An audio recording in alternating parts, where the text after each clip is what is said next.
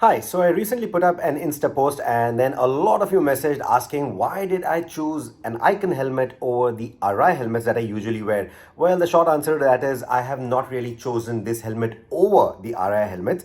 This is something that has been given to me by Royal Enfield. Now, this is the Icon Airflite. Now, those of you who've seen the Airflite online will know that it comes with this kind of a visor that extends all the way down to the chin. But you can also customize this to go with the goggles. You can also have this beak on top, even the spoiler at the back, you can customize that too. This is the stock one that it came with, and I have put a red one. Now this is going to be a part of the new Royal Enfield collab, and this is something that they've given me for a test. They are collaborating with Icon this time. They've done collaborations in the past, Revit, Alpine Stars, TCX, etc. This time they are going with the Icon, and this is for the Shotgun 650, which they hope is going to make a splash in the US market. And Icon is one American brand that is really known for its helmets. Flashy ones, of course, but this time what I have got is a matte black. So that is another reason. Well, the RIs that I have, including the Tour Cross helmets, they are a little too sporty, a little too flashy, I believe. So they don't really go that well with modern retros or with classic motorcycles. Arguable, I know. So this is where this helmet I think fits in quite well with its matte black finish and with these flashy red goggles, etc. I think it looks quite nice. It achieves that nice balance.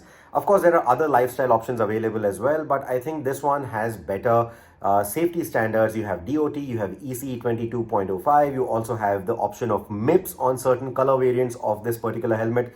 So I think safety standards wise, I would still choose this. If I was buying, I would still choose this over some of the other lifestyle helmets if I was riding a classic or one of the modern retros or something, even a little contemporary like the Shotgun 650. So I think it fits in quite nicely in that regard.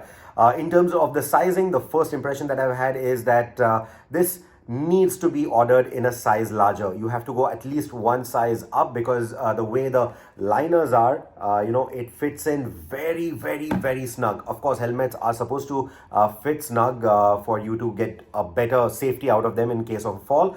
But this one is a little too tight, especially behind the ears. It can get a little too tight, and it can also get a little uncomfortable, especially while removing the helmet. It becomes quite a task as well. So if you're choosing one of these, definitely go one size up. Though, as always, I would say that you first try before you buy. Don't just blindly order it online. So if you're, for example, I'm a size M with the helmets, but with this, I've had to go a size larger. So I've gone with a size L.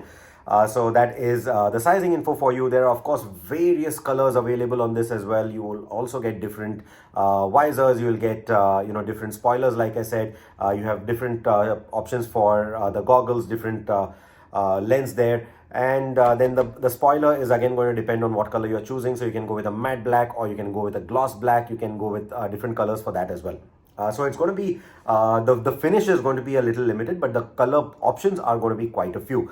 How many of those actually filter down for the Royal Enfield collab? I'm not sure. Now, this particular helmet doesn't have the Royal Enfield branding anywhere on it. The previous collabs we've seen, along with the branding of the original manufacturer like Alpine Stars, TCX, etc., there has always been a subtle Royal Enfield branding as well. But on these, I have not seen any branding so far. I have not even seen what the collab helmet is going to look like. But they have announced the collaboration, so I'm guessing there will be some Royal Enfield element on it, of course.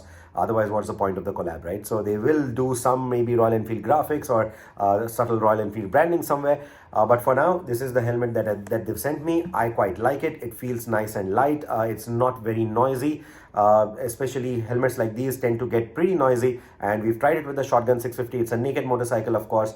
So even with the wind blast, the buffeting is not too bad for a motorcycle of that order. Of course, it's not going to be a very fast motorcycle, right, compared to some of the more powerful, more bigger engine motorcycles that you probably will wear this on. But with the Royal Enfield, if you're sticking to Royal Enfields, of course, the 650s are probably the biggest that you will own. And then in that regard, I think this fits in quite well with the overall nature of those 650s, with the kind of speeds that you're going to be achieving. It's not too loud. It's quite light. The visibility is excellent with the visor. With the goggles, yes, it does get narrowed down a little bit. So be cautious of where you're using what kind of a visor, whether you're going with the goggles, with the visor, etc. So be a little aware of what you are choosing where on which kind of environment. But yeah, overall, I'm pretty impressed with the helmet. It's quite nice. The build quality is decent. The plastic parts, they could have been a little better. They do feel a little flimsy on some of the helmets that I've seen that the other journalists have been wearing. I, for one, have been having a problem with this little chin curtain. It's coming off way too easily every time I'm trying to take off the helmet. It's just snapping out of place. So yeah, that is a bit of a concern. But overall, the ventilation is quite nice. The build quality otherwise seems quite good. So yeah, this is the helmet.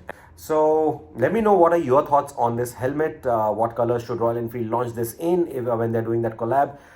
The expected price, I'm not very sure about that, what the pricing would be in India, but I'm guessing it would be somewhere in the 10 to 15,000 range. And then obviously you will spend more for the customization options, etc. So let me know what are your thoughts about this helmet when it comes. If you're watching this video after it launches in India, if you've tried it already, let me know what are your thoughts about the helmet, about the customizability options. Yeah, that's the video. Thank you so much for watching, and please subscribe if you haven't already.